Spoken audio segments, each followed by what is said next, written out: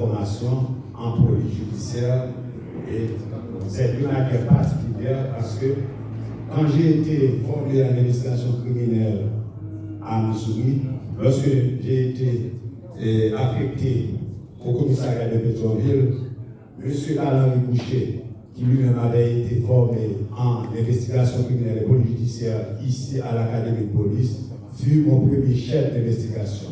C'est avec lui que je faisais mes premiers balbutiements aux investigations criminelles au commissariat de Pétionville en 1995. Et lorsqu'il a été chef au bureau des affaires criminelles, c'est lui que je succédais. Je me rappelle qu'il avait dit au DCPJ d'alors, lorsque j'ai été encore inspecteur divisionnaire, que l'inspecteur divisionnaire Rodrigue Pierre a la compétence d'assurer l'intérim à la tête du bureau des affaires criminelles. Merci mon général de m'avoir honoré aujourd'hui.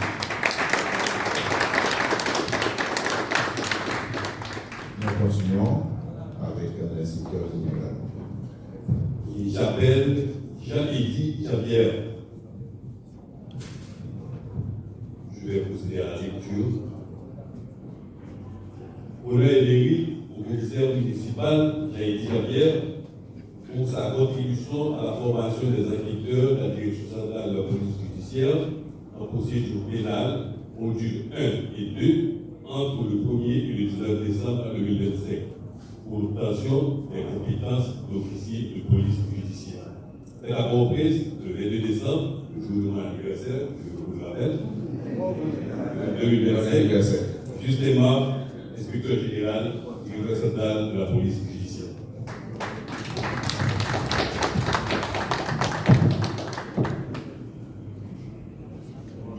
Messieurs les journalistes qui sont présents avec nous ici, chers responsables, formateurs et récipiendaires, c'est avec un grand plaisir et une réelle satisfaction que je prends la parole aujourd'hui.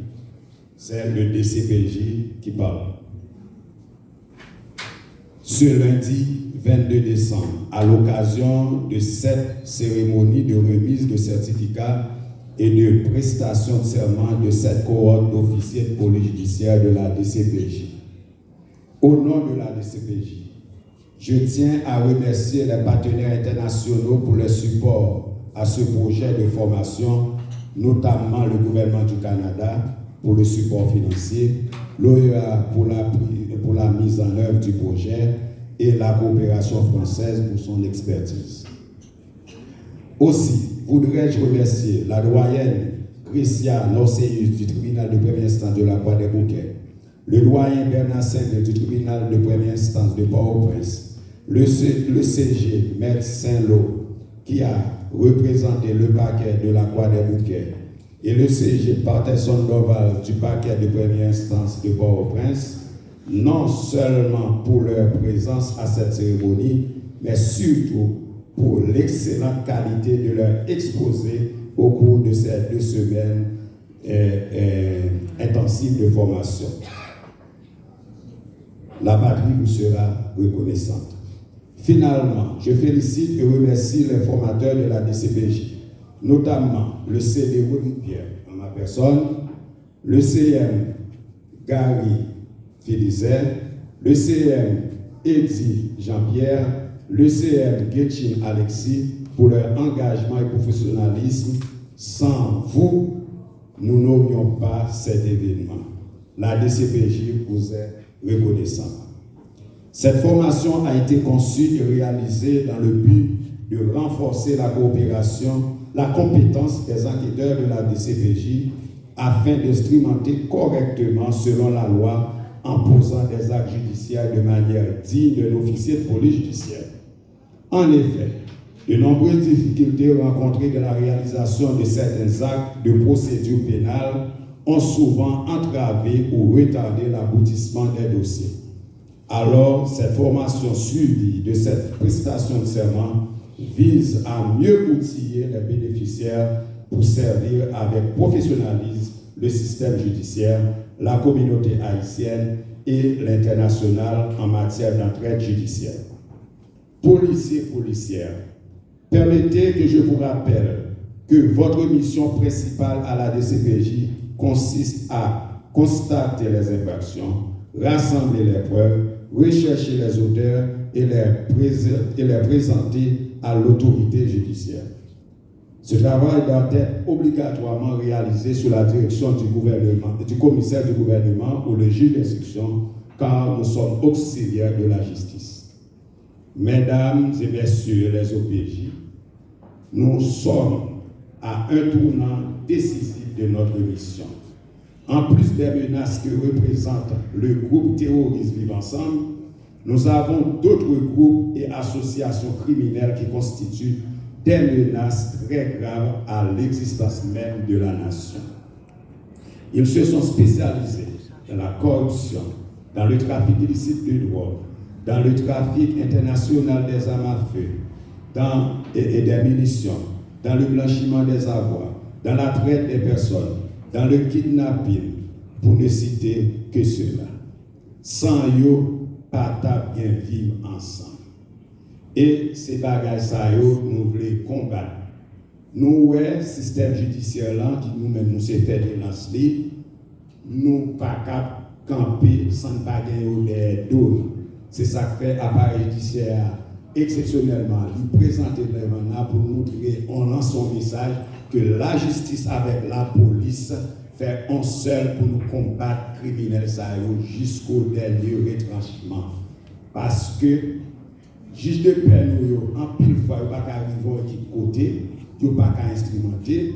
Et la vision dirigeant, le directeur général de la police a instruit DCPJ pour qu'il fasse jonction avec deux juridictions dans la zone métropolitaine. D'abord, pour outiller enquêteurs de compétences de manière à ce que les dossiers, nous préparons les dossiers pour nous voir les criminels devant la justice. Comme on le dit, la défaite du droit est provisoire pour que nous ayons des dossiers solidement campés pour nous poursuivre ça qui doit aller la justice à la prison pour aller en prison.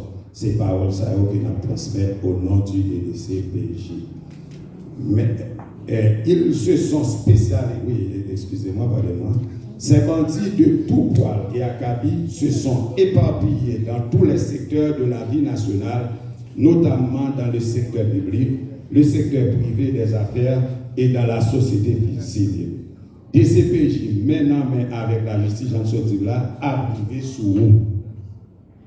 Toutefois, vu la transversalité de ces crimes si avant mentionnés et le caractère transnational, j'ose solliciter une coopération internationale plus intense et dynamique et une collaboration de toutes nos institutions et agences, tant privées que publiques, pour nous faire un coucou rouge derrière corrompus, à corrompus. Derrière marchand de drogue, marchand d'armes, marchand de cartouches, kidnappés. Enfin, le DCPJ et ses différents partenaires entendent continuer avec ces séries de formations dès le début de l'année prochaine, non seulement pour d'autres enquêteurs de la direction, mais aussi pour ceux des SDPJ de la capitale et des villes de province. Merci de votre attention et au nom de toute la direction, le directeur central de la police judiciaire vous souhaite un joyeux Noël et une fructueuse année 2026. Merci. Ce n'était pas prévu de discours, mais c'est un plaisir de parler toutefois. D'abord pour vous remercier de cette invitation. C'est un plaisir de vous retrouver de nouveau, d'être parmi vous aujourd'hui. Féliciter bien sûr les récipiendaires, les agents officiers de police judiciaire qui ont participé à la formation et qui vont recevoir aujourd'hui le certificat, en tout cas la raison pour laquelle nous sommes réunis aujourd'hui. Vous dire que c'est un plaisir, vous le savez, la plupart d'entre vous, c'est un plaisir pour nous, l'ambassade de France, d'accompagner la PNH, la Police nationale d'Haïti, depuis très longtemps. Vous savez que notre coopération elle est structurée depuis des décennies. Elle se déploie, je crois, très bien ces dernières années. Se déploie à travers de formations auxquelles nous participons, se se déploie au travers de conseils, de l'expertise, de livraison d'équipements aussi, comme l'été dernier. Et c'est pour nous très important, c'est un marqueur très important de notre présence ici en Haïti, cet accompagnement de la PNH, des forces de sécurité nationales haïtiennes. On accompagne aussi les forces armées d'Haïti sur un autre plan. C'est pour nous un marqueur structurel de notre coopération et qui s'inscrit dans la durée, qui vient de loin et qui s'inscrit dans la durée. À cet égard, je remercie le service au sein du poste de l'ambassade de France qui structure, qui articule cette coopération au quotidien. Ce sera notre attaché de sécurité intérieure, Grégory Mutfeli. Ce sera le conseiller du DGPNH, Cédric Rigaud, commandant de police. Je remercie tout particulièrement pour son engagement avec vous au quotidien. Donc cette coopération, elle est vraiment structurante et elle se veut, durable. On mesure les défis auxquels vous êtes confrontés. On salue vraiment la PNH, en particulier pour sa vaillance, son courage, sa détermination à faire face au quotidien à des défis considérables ici en Haïti, et en particulier dans la zone métropolitaine de Port-au-Prince. Donc c'est vraiment, pour nous c'est à la fois un plaisir, un devoir de vous accompagner. Je crois qu'en 2025, la France a formé 400 policiers de la PNH. C'est un chiffre qui est quand même important. Ça fait beaucoup de formations. Ça fait près de 40 policiers par mois. Donc c'est assez important. Donc sur ce chemin, on va continuer à accompagner la PNH. On va continuer à être à votre écoute. Et de ce point de vue-là, je pense que dans cette période de vœux, je souhaite que cette coopération 2026 soit encore plus structurante et réponde davantage encore à vos besoins. Donc merci beaucoup, joyeuses fêtes à tous. Bravo aux récipiendaires, à celles et ceux qui ont participé à cette formation. Merci à l'OEA, à nos partenaires internationaux, à l'Organisation des États américains avec lesquels on travaille, j'allais dire, en toute confiance tout au long de l'année. Merci à nos partenaires internationaux, le Canada en particulier, qui est très actif avec nous sur ces thématiques-là. Et voilà, bonne fête à tous et merci de votre invitation. Merci beaucoup.